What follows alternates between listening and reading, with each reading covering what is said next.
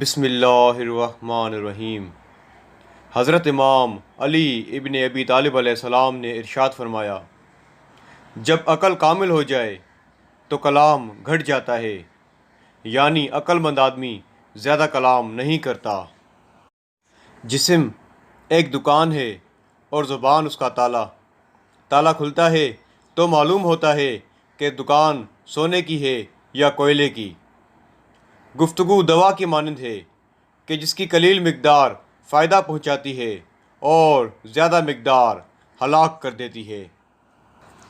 کلام تمہاری قید و بند میں ہے جب تک تم نے بولا نہیں، پر جب بول بیٹھے تب تم اس کی قید و بند میں ہو۔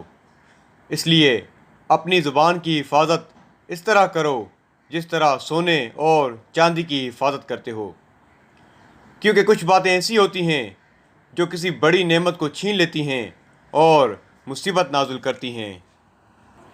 امام محمد باقر علیہ السلام فرماتے ہیں، کوئی شخص گناہ سے اس وقت تک محفوظ نہیں رہ سکتا جب تک وہ اپنی زبان کو قابو میں نہ رکھے۔ اللہم صلی علی محمد و آل محمد۔